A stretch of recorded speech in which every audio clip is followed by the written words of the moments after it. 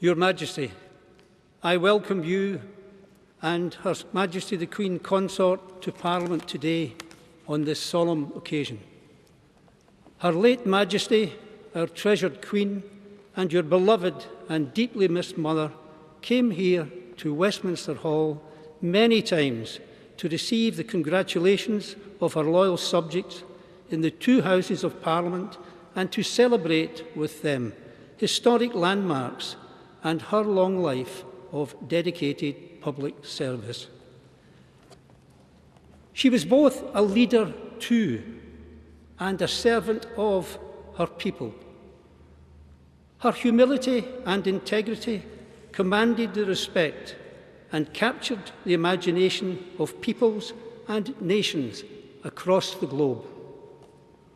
Her late Majesty's joyous, unstinting and reassuring presence across the years made it difficult to contemplate that her long and inspiring reign of deep and unparalleled devotion would ever end. We and the nation closed our eyes to this inevitability, but it has ended. Only a few months after we celebrated Her late Majesty's historic Platinum Jubilee. And as you said so movingly, Your Majesty, in your address to the nation, we all now feel a sense of loss beyond measure. Nevertheless, the qualities that Her late Majesty embodied with such constancy remain to inspire you, Your Majesty, your family, and all your subjects. We remember her commitment, her kindness, her humour, her courage, and her fortitude, as well as the deep faith which was the anchor in her life. Your Majesty, this is a historic space. Its walls built more than 900 years ago by William Rufus, and the magnificent hammer beam roof above us, commissioned 300 years later by Richard II. Since medieval times, much of our national story has taken place within these very walls, from civic gatherings to coronation banquets to the centuries during which this hall was at the heart of our legal system. But this ancient hall is a living space, and like our great nation, it continues to evolve.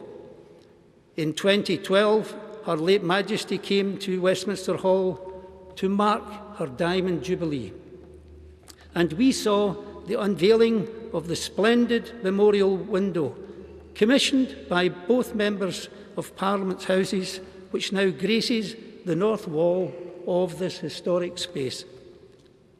And now, for 10 years, the light from that window has added beauty to the grey stones of this place, bathing them in colour and reminding hundreds, nay, thousands, millions of visitors to the Palace of Westminster of Her late Majesty's dedicated life of service. Like the light that shines through this memorial window, Her late Majesty's magnificent achievements will live on by permanently illuminating and enriching our lives and our national discourse. Your Majesty, even as we mourn the loss of our dear Queen, we and future generations will draw strength from her shining example. Your Majesty, on behalf of all the members of the House of Lords, I pledge my loyalty to you and wish you and Her Majesty, the Queen Consort, well in the life of service to which you have dedicated yourself. We are proud and indeed humbled to welcome you as our King, and we look forward to welcoming you on many more occasions to Parliament and to this hall in the years ahead. Finally, Your Majesty, the House has commissioned me to deliver the following humble address, which their lordships agreed on the 10th of September. I shall now read the address. Most gracious Sovereign, we, Your Majesty's most dutiful and loyal subjects, the Lords spiritual and temporal in Parliament assembled, beg to leave to convey to Your Majesty the deep sympathy felt by this House in the grief Your Majesty has sustained by the death of our late beloved Queen, Your Majesty's mother of blessed and glorious memory. To extend to all the royal family the deep sympathy of this House in their grief, which is shared by all members. To assure Your Majesty that the example of selfless public service which our late Sovereign displayed over her reign of 70 years, her untiring endeavours for the welfare of her peoples, and her fortitude in adversity will ever be held in reverent, affectionate and grateful remembrance. And to express to Your Majesty our loyalty to Your Majesty's royal person and our firm conviction that under the blessing of divine providence, Your Majesty will, throughout your reign, further the happiness and protect the liberties of all your peoples in all your realms.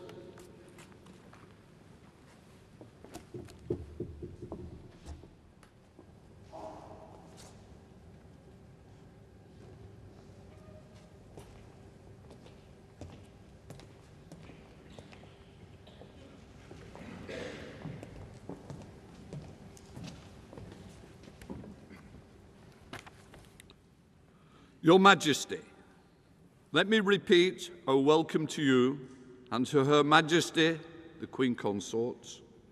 On this solemn occasion, members of both Houses of Parliament gather here to express our deep sympathy for the loss we have all sustained in the death of our Sovereign Lady, Queen Elizabeth. We have seen that this is a loss that is felt around the world. It is a loss to the United Kingdom, the overseas territories, the Crown dependencies, and many countries over which she reigned. It is a loss to the entire Commonwealth, which she did so much to nurture. It is a loss to all of us, but we know, most of all, it is a loss to you, Your Majesty, and to the royal family. Newspapers have been filled with photographs of Her late Majesty since the news broke. The most touching have been the glimpses into the family life which we usually kept sheltered from public view. Deep as our grief is, we know yours is deeper. We offer our heartfelt sympathy to you and all the royal family. We know that there is nothing we can say in the praise of our late Queen, your mother, that you will not already know. Over the past days, members of the House have spoken of their encounters with Queen Elizabeth. They have spoken of her sense of duty, her wisdom, her kindness, her humour, how she touched the lives of hundreds of thousands of their constituents in her visits to every part of this country. Their words have been heartfelt. She sat in this historic hall, as you sit now, on many occasions. Some of those occasions were to celebrate milestones in her own reign. The addresses to celebrate her silver, golden and diamond jubilees shared a common thread, that our constitutional monarchy is a symbol of stability in an ever-changing world. As Speaker Boothroyd said, Queen Elizabeth's wisdom and grace demonstrated for all to see the value of a constitutional monarchy in securing the liberties of our citizens and the fundamental unity of this kingdom and the Commonwealth. On other occasions, our late Queen was here to mark the historic moments, such as the 50th anniversary of the Second World War, a war in which she herself served in the armed forces.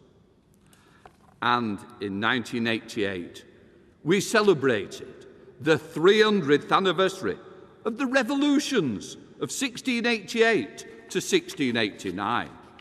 It is perhaps very British to celebrate revolutions by presenting an address to Her Majesty.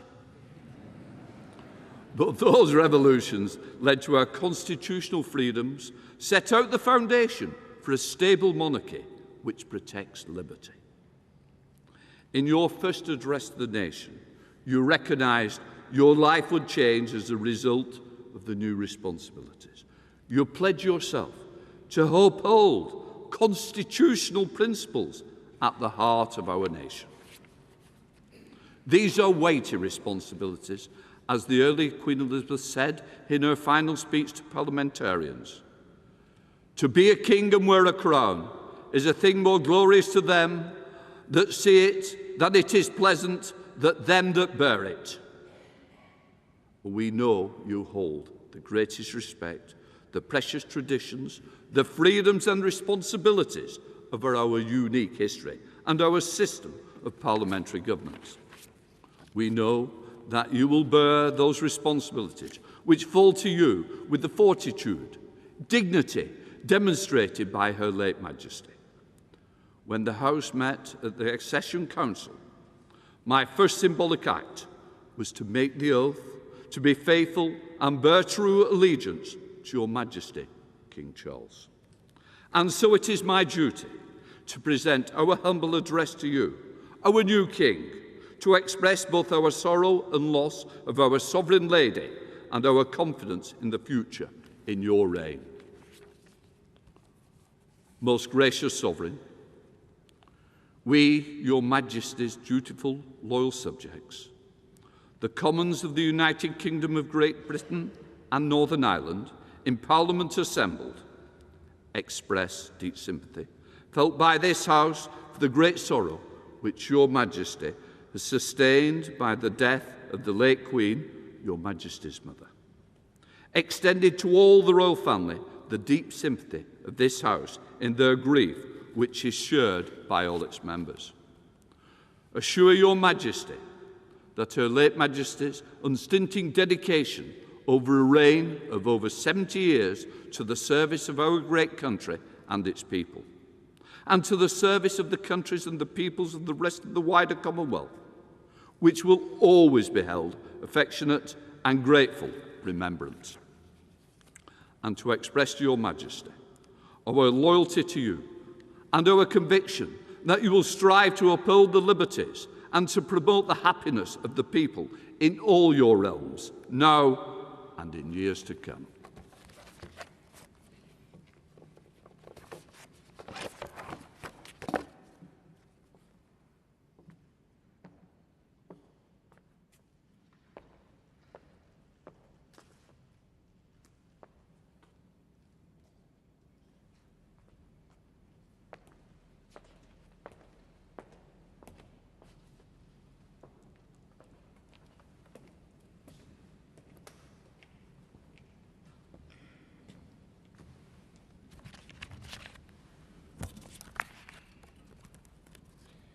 My Lords and members of the House of Commons,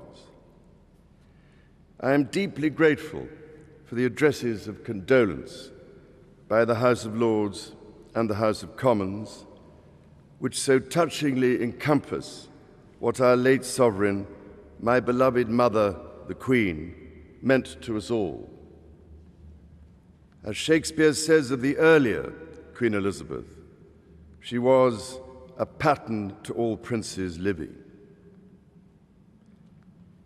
As I stand before you today, I cannot help but feel the weight of history which surrounds us and which reminds us of the vital parliamentary traditions to which members of both houses dedicate yourselves with such personal commitment for the betterment of us all. Parliament is the living and breathing instrument of our democracy. That your traditions are ancient, we see in the construction of this great hall, and the reminders of medieval predecessors of the office to which I have been called, and the tangible connections to my darling late mother we see all around us, from the fountain in New Palace Yard, which commemorates the late Queen's Silver Jubilee, to the sundial in Old Palace Yard for the Golden Jubilee, the magnificent stained glass window before me for the Diamond Jubilee, and so poignantly and yet to be formally unveiled, your most generous gift to Her late Majesty to mark the unprecedented Platinum Jubilee, which we celebrated only 3 months ago with such joyful hearts.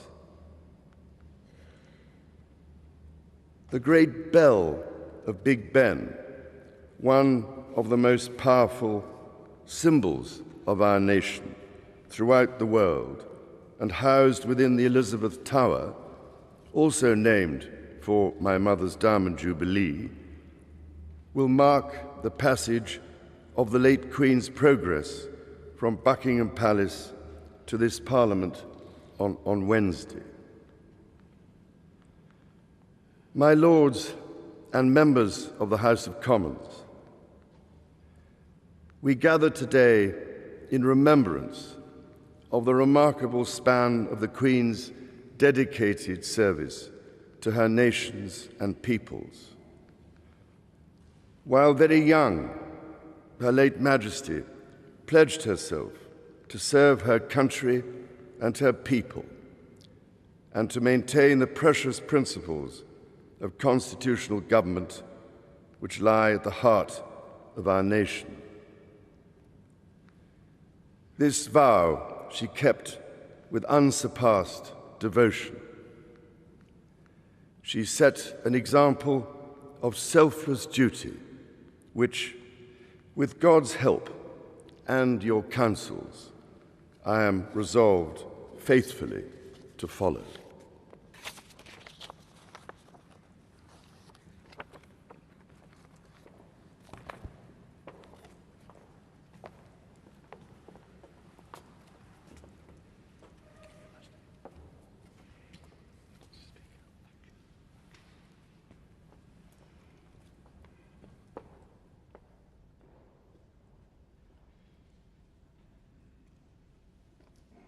King's bodyguard, shut up.